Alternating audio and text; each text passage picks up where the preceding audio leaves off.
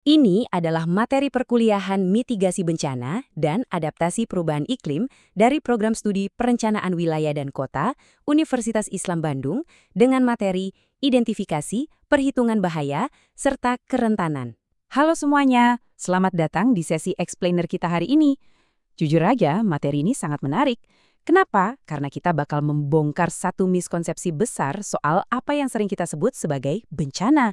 Kita sering banget mikir kalau bencana itu, wah, murni karena alam lagi marah nih. Tapi setelah sesi ini, kalian bakal lihat kalau sebenarnya kitalah yang punya kendali jauh lebih besar dari yang kita sadari. Jadi, mari kita mulai. Oke, mari kita langsung menyelam ke pembahasannya.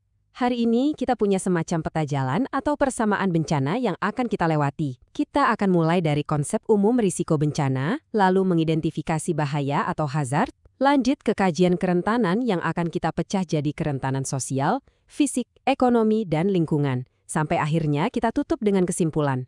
Bagian pertama kita, konsep umum risiko bencana. Nah, yang benar-benar menarik dari visual ini adalah bencana itu ternyata bukan cuma fenomena alam tunggal yang tiba-tiba jatuh dari langit loh. Bencana itu ibarat sebuah irisan. Bayangkan ada 3 hal yang saling tumpang tindih. Di satu sisi kita punya bahaya atau hazard kayak cuaca ekstrem. Di sisi lain ada kerentanan dan paparan. Nah, titik temu di tengah-tengah persinggungan itulah yang kita sebut sebagai risiko. Tanpa persinggungan ini, risiko bencana nggak akan pernah tercipta. Bayangkan begini, kalau ada orang di daerah bahaya, tapi infrastrukturnya super tangguh dan masyarakatnya nggak rentan, risiko itu otomatis turun drastis.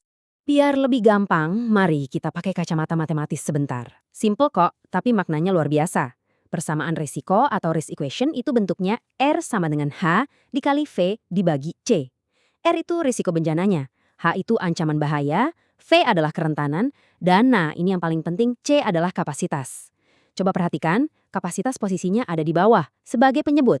Implikasi filosofisnya tuh dapat banget. Artinya apa? Meskipun ancaman alam atau si H itu sifatnya konstan dan di luar kendali kita tetap punya kekuatan buat memperbesar si C alias kapasitas kita dan menekan V atau kerentanan untuk bikin angka risiko jadi sekecil mungkin.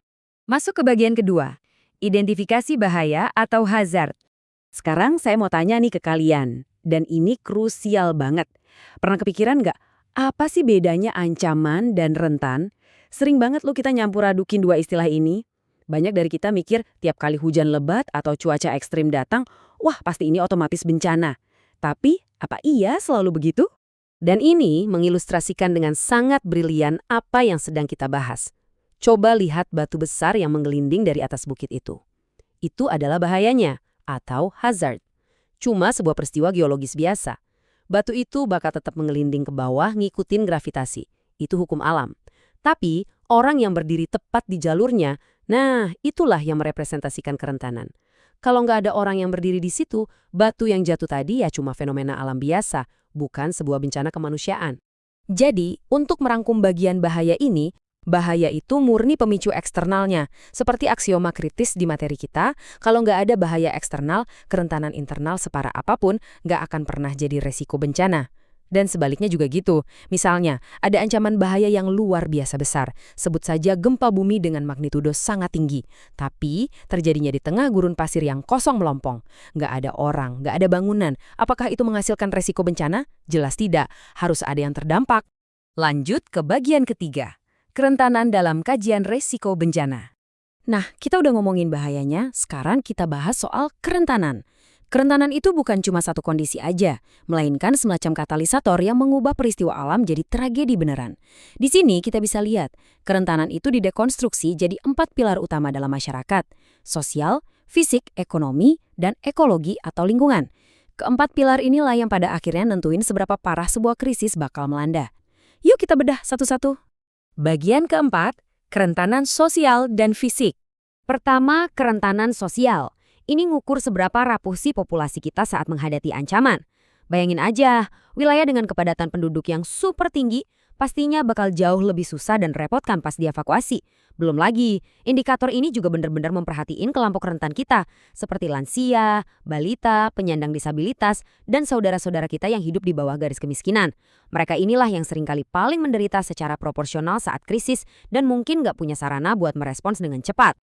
Terus, gimana dengan kerentanan fisik? Di sini, kita fokus menghitung exposure dari lingkungan binaan kita. Berapa banyak sih rumah, fasilitas umum, atau infrastruktur kritis kayak rumah sakit yang posisinya ternyata ada di zona bahaya? Kualitas bangunan yang nggak memadai atau pemukiman yang berdesakan di bantaran sungai, itu semua adalah paparan struktural. Lewat perhitungan jumlah fasilitas yang terpapar, dikalikan asumsi nilai nominal kerugiannya, kita bisa benar-benar memetakan seberapa rentan masyarakat yang tinggal di wilayah tersebut. Sekarang kita masuk ke bagian kelima, kerentanan ekonomi dan lingkungan. Ini adalah dua dimensi yang mungkin nggak selalu kelihatan langsung secara fisik oleh mata kita, tapi sama krusialnya. Mari kita bedakan keduanya. Kerentanan ekonomi itu fokusnya ke kehilangan mata pencaharian dan aset. Contohnya, kalau sebuah daerah itu bergantung banget sama sektor pertanian, terus tiba-tiba bencana menghancurkan lahan produktif mereka, ekonomi lokal bisa lumpuh. Ini diukur dari persentase PDRB dan hilangnya lahan produktif. Di sisi lain, kerentanan lingkungan itu menilai hilangnya sabuk pengaman alami kita. Hutan lindung yang gundul atau pesisir pantai yang kena abrasi parah, itu berarti ekosistem kita udah kehilangan fungsi protektifnya untuk menahan laju bencana dari alam. Mari kita lanjut dan lihat bagaimana semua ini terakumulasi di bagian keenam, kesimpulan dan refleksi.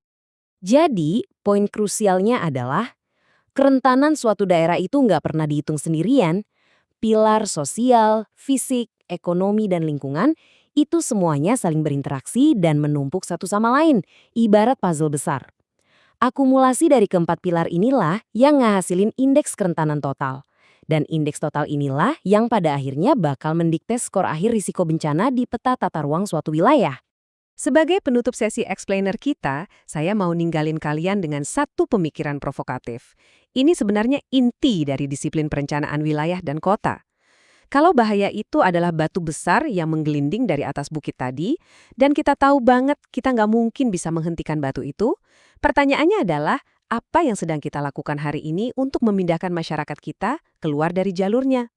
Melalui penataan ruang yang cermat, peningkatan infrastruktur, dan pemberdayaan sosial, kita sebenarnya punya kekuatan loh buat mengurangi kerentanan dan meningkatkan kapasitas. Terima kasih banyak udah ngikutin sesi hari ini. Sampai jumpa di pembahasan materi menarik berikutnya.